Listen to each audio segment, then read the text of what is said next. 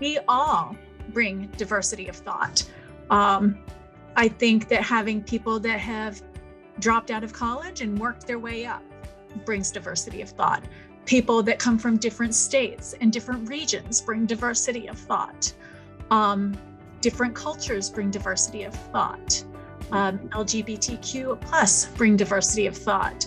POC bring diversity of thought. Women, different genders bring diversity of thought. That is what makes us better and move forward.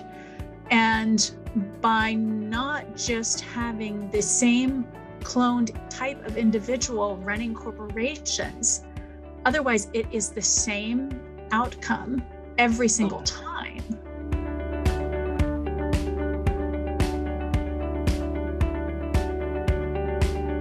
Hi there, folks. My name is Lauren Taggert, and I'm head of key accounts here in Dinsfield Technology. Joining us for our second episode of Women in BPO and Tech series is the fabulous Bibb from Support Ninja. And lovely to see you again. Thank you for joining me today. And you might just kick off today's conversation by telling us a little bit about Support Ninja and your role within it. Absolutely. Thank you for having me, Lauren. I work for Support Ninja. I'm the Vice President of Customer Experience. And Support Ninja is a business process outsourcing company that was founded to really provide a better alternative for traditional outsourcing companies. We really wanted to create an environment that provided a place where people could come in and develop their careers. Our overall view was, a better way to outsource. We started out as a startup to help startups with outsourcing. And as we've grown over the years, we are now just challenging the status quo for outsourcing. And we have to cover the topic, unfortunately, of COVID-19. It's still topical today. You might just talk us through how Support Ninja had to adapt, particularly in your area of customer experience.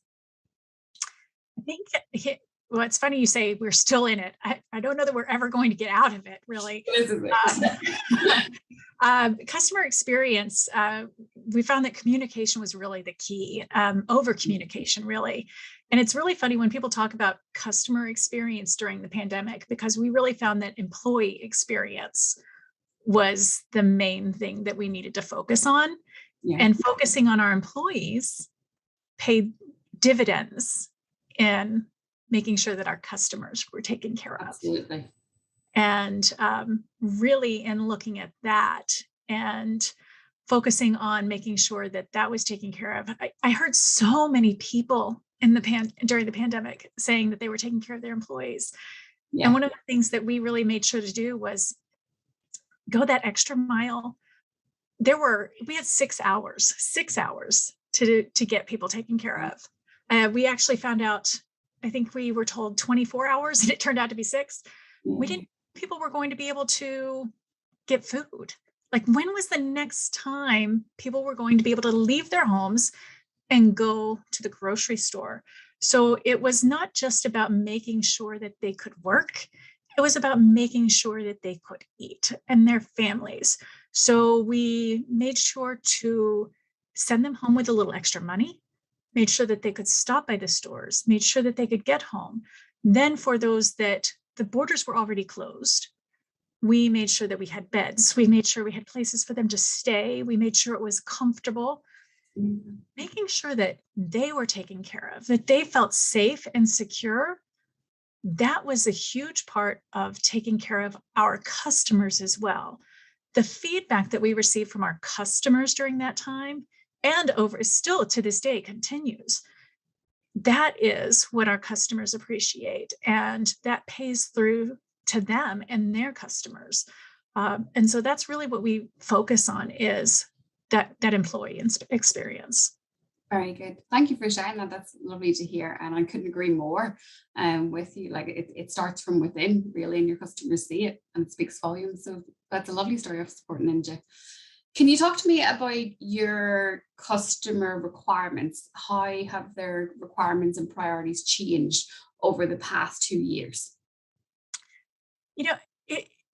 Digital has really always been a trend, but I think even more so now. So the ability to pivot quickly is so important, but I think the pandemic really made that made everyone realize that you have to be able to move quickly, because trust is not only earned, it's vulnerable, right? It is a very vulnerable thing. And it's vulnerable to things that are outside of people's control. So being able to make sure that things are digitally taken care of and can be moved around quickly, self-service, chat, IVRs, things that we can make sure we can actually move around and pivot on a dime and on a moment's notice. Those are the things that our customers have been looking for even more. And it's interesting because they were looking for it before, but I think even more so, we're looking at how we can get in front of things, and be able to be more proactive, even more so. Very good, very good. And with your role, Anne, what are your views on global trends in BPO, particularly in relation to supporting your customers? Really, it is about, obviously it's about that proactiveness, right? Yeah. But it is about staying in touch. It is about communication. And what I've also seen is really the need to stay in contact. And a lot of our clients are reaching out and saying, we miss seeing them. We miss visiting. So there is a lot of reaching out and saying, when are you going to open a nearshore location? When are you going to have more individuals in the United States? There is a real trend into moving away from offshore and into nearshore. Sure. That's not saying that offshore is going away. I don't think it's ever going to go away, but and this happens, every few years, right? There's always that swing of offshore, then nearshore, then offshore, then nearshore. And right now we're just kind of seeing that swing back to nearshore. And that I think is pandemic related right now, because people don't want to be on a plane for 15 hours. Yeah. So right now that's something that we're seeing. And a lot of that is because people do want to start seeing people in person again. And until then, it is a lot about communicating, staying in touch. How often are we having business reviews, making sure that we are staying communicating overtly. Very good. Let's move the conversation on to our partnership, if that's okay, Anne. What made you choose ThinScale as a partner, and how are we supporting Ninja globally? Well, we've worked together a few times, and it's kind of one of those things where it's not so much a comfort thing. It is, I know how successful ThinScale is, not just as a partner, but as a product. And I know that it's one of those things that when you can bring your own device and what it can be used for as on equipment, not just bring your own device, but for companies that want to use their own equipment and how it can lock down that equipment. It was a big selling point for me personally, and to introduce it into our technology department. And then not just that, but the people within the organization, being able to work with a vendor that is just good people. And going back to what we were talking about before, customer experience, being able to communicate and have that open door to be able to reach out to somebody and say, Lauren, I need to have a conversation about what's going on. Or Keith, can we talk about this contract? Or I'm having this struggle with getting 1,500 licenses. Can someone help me? Having the ability to reach out to anybody on the team, having the ability to ask a question whenever somebody is having an issue. ThinScale has been just really an amazing partner in that way, in addition to the abilities that the actual product has. Very good. And likewise, Anne, it's been a pleasure always to work with yourself too, and just to add that to the conversation. We might just move on a little bit into your customers' mindsets. How have your customers' mindsets changed, particularly in relation to working from home since the pandemic? Oh my goodness. I think over the last 2 years, people have realized the art of the possible, right? I've worked remotely for half of my life. Sure. And 10 years ago, I was trying to talk people into what was possible. I don't have to do that anymore. I'm not having to talk to them about it, talk them into, yes, this job can be done from home, and this is why, and this is how we can make it happen. I'm just simply asking them where they want it to be done and what are their concerns about it. It's less about what is possible and more about, we all know it's possible. We just need to know where you want it done. So it's just interesting how the world realized the art of the possible over 2 years. Totally, totally. In relation to the future for work at home for Support Ninja, what does that look like and how are ThinScale helping that? We have actually, it's really going to be a fun couple of years for us. We have several geographic targets on our roadmap. And I'm really excited for the next 2 years because we've launched one geography in the last couple of months. Yeah, I know. I'm very excited about that. And we have 2 new ones on our roadmap for 2022 and another couple in 2023. So over that time frame, ThinScale is going to really help us be successful in that area. Very good. That's very exciting to hear as well for Support Ninja. If it's fair to say, during this conversation, you've also adhered to the fact that you've been an advocate of work from home over the past number of years. Particularly because of that, what is your perspective on BYOD and its potential in economic, ecological, and social terms? Well, bring your own device. It does have improved end user satisfaction due to being a device on the agent's own that they're familiar with. But there's an increase in respect for one's own personal device versus deployed devices. So very good. What one area that Support Ninja have done very successful in relation to BYOD is APAC. And a lot of customers often say to me, how do we do this in APAC? There's obviously a lot of legislation over there, but you guys have been very successful, I have to say. So looking specifically in APAC, how has that region adopted to BYOD for Support Ninja? We love BYOD. But some of our employees don't, Sure. that's just the hard and truth of it. And there's a willingness, right? There's a desire to bring your own device in support of remote work. But like I said, due to the economic situation, some of our candidates, they just don't have the computers. Some of them cannot afford it. They can't afford to purchase them. Loan facilities help, but sometimes they aren't the best. So some of the things that we look for and are looking for are ways that we can partner with our employees, that we can offer extended ways to help them, whether it's paycheck, having it deducted from paychecks, things along these lines. We look for ways to help them. And we've got some plans in place in order to be able to help that situation. But like you said, we are advocates of this because in the long term, it's not just about helping them. It's about teaching them how to fish. It's about helping them be successful in the long run. If we're just giving them something that they have to return, that's not really helping them in the long run, right? That's if we are helping them to purchase a computer, they own this computer. This is theirs. Yeah.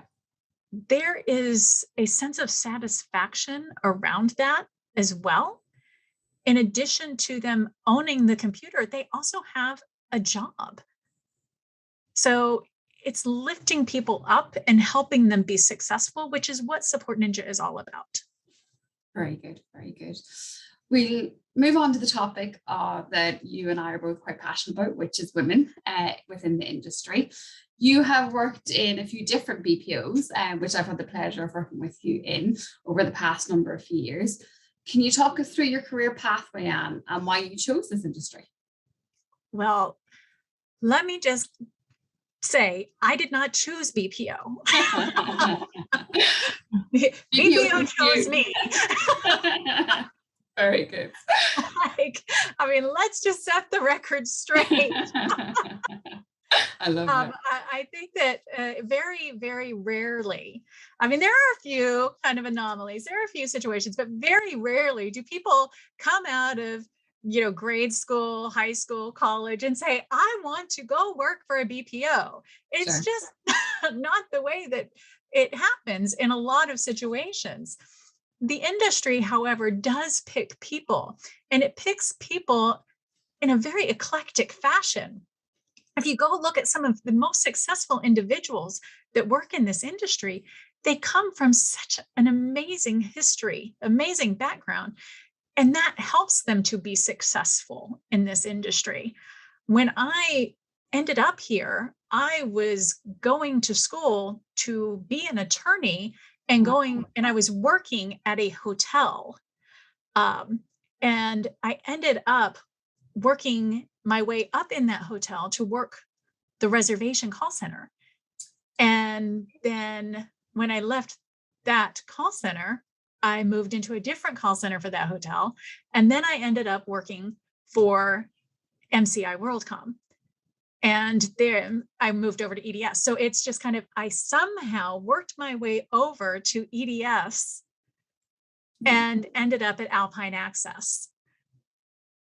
So again, it doesn't, you end up falling into this very interesting industry that when you look back on it, you can figure out everything from your history makes sense.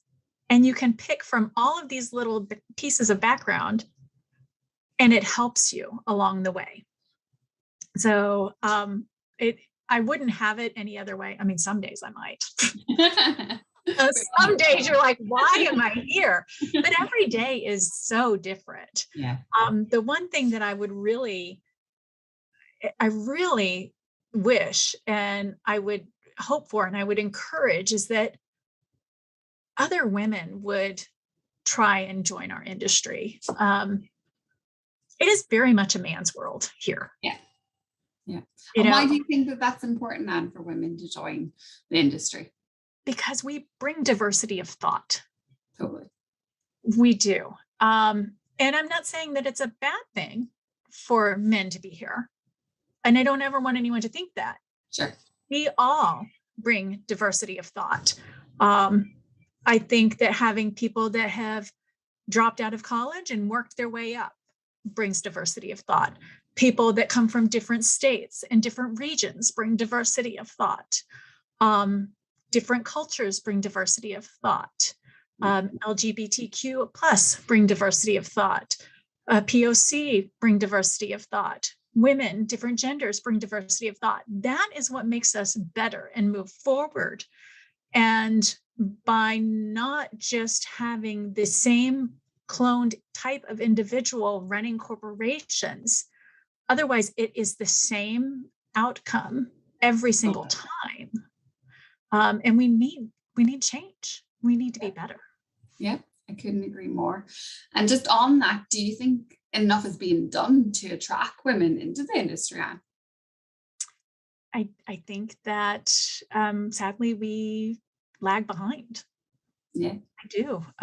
When it comes to hiring women, I think I was looking and I saw a recent report on Built-In showed that I want to say it was 45% or 47% of the top tech companies really were lagging behind in hiring women. And that only around 34% of women were attempting to get into leadership in those organizations. That's really not enough. Yeah. Well, I hope young women, and the whole purpose of why I wanted to start this series for Thinfield and for the industry was to attract younger women. So people like you and I, when we were starting in college, not knowing what we were wanting to do, to watch this, to know if there's career opportunities within the industry. So what advice would you give yourself, Anne, whenever you were starting out? Have a better work-life balance. I could do some of that right now. I could do, and I'm saying that to myself now too. I actually just had a coworker give me that conversation yesterday, saying, while we are, I've stepped into a kind of help out in a role that we're trying to hire right now. I'm hoping that role will be filled. this quarter, but he's like, why are you working 12 and 14-hour days right now? What is the point? What are you getting out of it? Yes, you're helping the organization, but come on, is it worth you killing yourself for? And the work is still going to be here tomorrow. The work will still be here tomorrow. I need to take my own medicine whenever I am telling my team, we have unlimited paid time off. When you take time off, disconnect, go refresh, let the creative brain refresh itself. I'm the worst. I need to take my own medicine as I'm trying to protect my team and let them refresh. I need to do the same. Yeah, I have to say I'm probably at the same. So talk to me about your biggest successes and biggest learnings throughout your career, Anne. It's always my people, always my team. Yeah. Every time I see someone on my team be successful, that is always one of my greatest joys. I mean, yes, do I love when we get that big win and sign that big contract? Do I love when we get great NPS scores? Yes. But I always tie that back to who on the team made that happen. Yeah. I've had bosses that are like, why aren't you out there giving that speech? Why aren't you out there, doing that presentation? Why is your team doing it? They need the experience. They need to be putting their best face forward. This is their win. I really enjoy seeing them be successful. And every time they have that win, I just am their biggest cheerleader, and I love every moment of it. And if I never get any credit for it, that's okay. They earned it, and I love every moment of it. Very good. Thank you for sharing that. That's lovely, Anne. In your experience, does a woman in your profession come with extra mental challenges that you've had to overcome, for instance, doubting your own ability? 100%. Imposter syndrome is a real thing. Women are 22% more likely to experience imposter syndrome in the workplace. Yeah. And that said, the fact that imposter syndrome is a diagnosis itself that's a problem, right? Yeah. But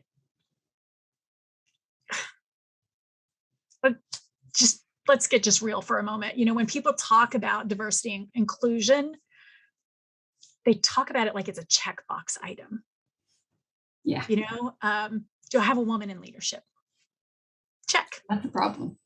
Do we have a person of color on my team? Check. Do I have a minority women on my team? Check. First of all, can we just stop looking at the numbers and start listening? Start listening to your people. There are so many people of color, women of color, transgender, LGBTQ+, and honestly, women. They come, we're here. We're not here to check your box. We're here to be heard and help our organizations. We are proud to be here and to help our organizations grow and be where we need to be. The Great Resignation is not happening because people are not getting paid what they want to be paid. It's not happening because of remote work. It's not happening because of schedules. It's happening because people aren't feeling valued. Yeah. It's happening because people aren't getting heard. And it's happening because over and over and over again, we are not listening to our people. We think we're listening, but it's going in one ear and out the other. And that is contributing to imposter syndrome and people doubting their abilities and saying, you know what, forget this. I'm out.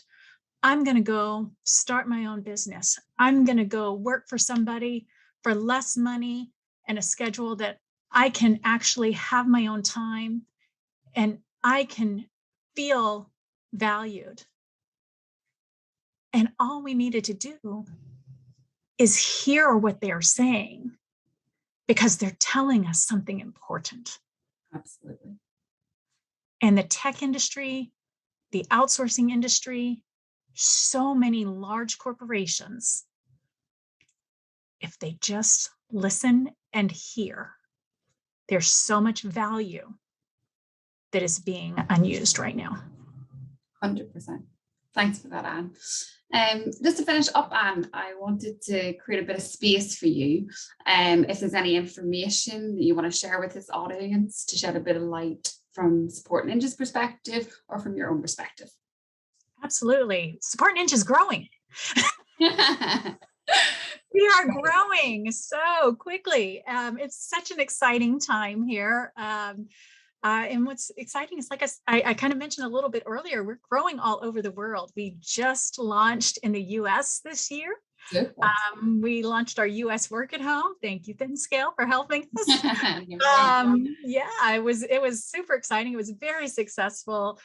We are launching another geography next quarter.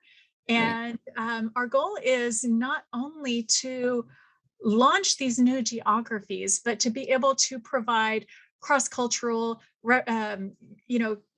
destinations for our teams to be able to work and to grow, not just as in their careers, but as people. That's what the underlying goal here is with this organization is, we focus on putting our employees first. And that means finding the individuals that believe in our values and want to grow with their careers. And when that happens, amazing things happen with them as individuals in their careers, and that flows through to our customers. We have some amazing organizations that we work with from our customers as well. And what I absolutely love about that is that they also want to put our employees first, because they have seen the beauty of putting our employees first really flows through to their customers. So very exciting to see what's happening over the next, I'd say 18 to 24 months with Support Ninja. Very good. Well, Anne, I very much look forward to being part of that journey as well alongside Support Ninja. Thank you for your time today. It's been a pleasure as always, and we'll see you soon. Thanks, Lauren.